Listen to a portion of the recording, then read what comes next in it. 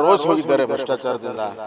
ಆದ್ದರಿಂದ ಭ್ರಷ್ಟಾಚಾರದ ವಿರುದ್ಧ ಇದೊಂದು ಬೃಹತ್ ಪಾದಯಾತ್ರೆ ಮುಖಾಂತರ ಈ ಸರ್ಕಾರವನ್ನು ಕಿತ್ತೊಗೆಯೋದಕ್ಕೆ, ಭ್ರಷ್ಟಾಚಾರ ಮುಚ್ಚಿಕೊಳ್ಳೋದಕ್ಕೆ ಎಲ್ಲ ಪ್ರಯತ್ನಗಳನ್ನು ಮಾಡ್ತಾ ಇದ್ದಾರೆ. ಭ್ರಷ್ಟಾಚಾರ ಮುಚ್ಚಿಕೊಳ್ಳಲು ಇವತ್ತು ರಾಜ್ಯಪಾಲರನ್ನು ಕೂಡ ನಿಲ್ಲಿಸುವ ಮಟ್ಟಕ್ಕೆ ಹೋಗಿರೋದು ಸಿದ್ದರಾಮಯ್ಯ ಅವರ ಹಿರಿತನಕ್ಕೆ ಸರಿಯಲ್ಲ. ಕಾಂಗ್ರೆಸ್ ವಿರುದ್ಧ ಇವತ್ತು ಬಿಜೆಪಿ ಜೆಡಿಎಸ್ ಪಾದಯಾತ್ರೆ ಮಾಡ್ತಾ ಇದೆ. ಇದಕ್ಕೆ ಸಂಬಂಧಪಟ್ಟಂತೆ ನಮ್ಮ ಮಾತನಾಡಲು ಸಂಸದರು ಮತ್ತು ಮಾಜಿ ಮುಖ್ಯಮಂತ್ರಿಗಳಂತ ಸರ್ ಬಸವರಾಜ ಬೊಮ್ಮಾಯಿ ಸರ್ ಇದ್ದಾರೆ. ಸರ್, ಇವತ್ತು ಹೋರಾಟವನ್ನು ಮಾಡ್ತಾ ಇದ್ದೀರಿ. ಇದು ಭ್ರಷ್ಟಾಚಾರದ ವಿರುದ್ಧ ಹೋರಾಟ. ಸಿದ್ದರಾಮಯ್ಯ ಸರ್ಕಾರ, ಕಾಂಗ್ರೆಸ್ ಸರ್ಕಾರ ಮೊದಲನೇ ದಿವಸದಿಂದ ಭ್ರಷ್ಟಾಚಾರದಲ್ಲಿ ಮುಳುಗೋಗಿದೆ.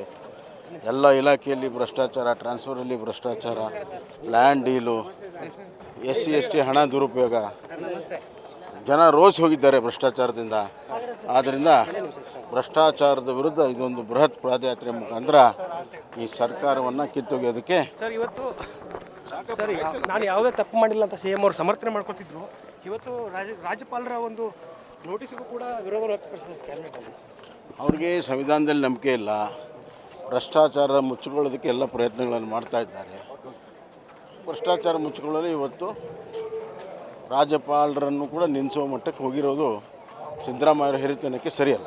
ಇದಿಷ್ಟು ಮಾಜಿ CM ಬಸವರಾಜ ಬೊಮ್ಮಾಯಿ ಅವರ ಮಾತು. ಕ್ಯಾಮರಾ ಪರ್ಸನ್ ಯುವರಾಜ್ ಜೊತೆ ದುರ್ಗೇಶ್ ನಾಯಕ, guarantee news, Bengaluru. Guarantee news, ಸುದ್ದಿ ಖಚಿತ, ನ್ಯಾಯ ನಿಶ್ಚಿತ.